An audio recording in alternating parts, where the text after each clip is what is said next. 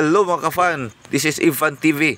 And for today's video, nakakita na po tag bag-ong pares overload dinhi sa Bulwa, Cagayan de Oro City nga atong naispatan. Nga ang pangalan sa maong kananan mao ang kusina ni Maming nga dinhi na pud mi na ni hapon bag-o lang gyud. Og human ini nabusog pa pud baya mi. Tungod kay una, sulit ang ilang 100 pesos with ali sabaw, ali rice with free soft drinks kaya po ni mga kapan. O gawa sa lamian ang ilang mga putahe, makaplastar pagig ka og kaon dinhi og duol pud ni siya sa Bulwa Highway. Og limpyo pud ang ilang mga kananan mga higala no. Ito ang timplada.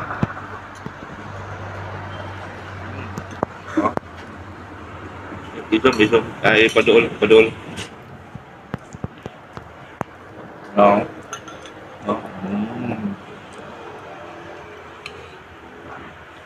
Ya makapano.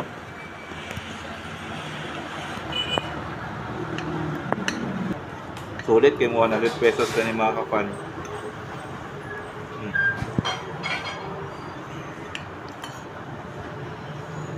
Naga.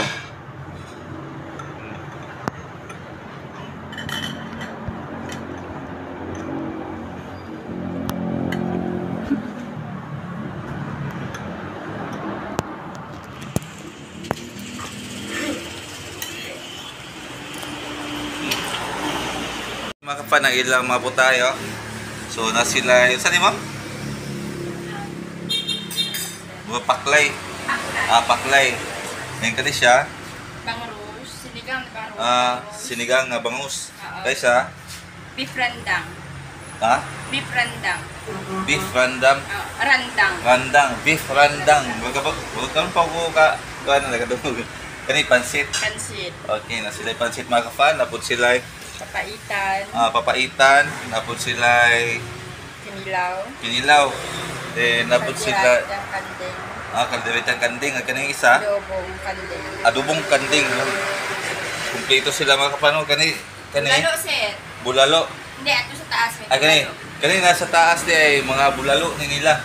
Bulalo. Para to testingan kay nabusog naman ta sa beef pares nila no.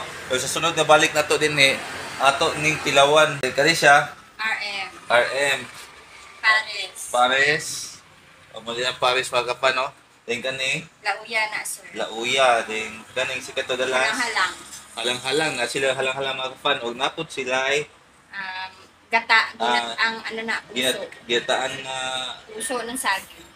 Puso sa saging. Okay. So muli mga kapano, halos kompleto po sila na mga kapano. Sa gawas na din ang ilang pares og mga sabaw ni sila sa mga baka o kanding no. Ug ang good news pagid mga higala kay 24 hours di silang open dinhi sa Bulwa Highway. Ug salamat, kita-kit sa next video mga ka-fan.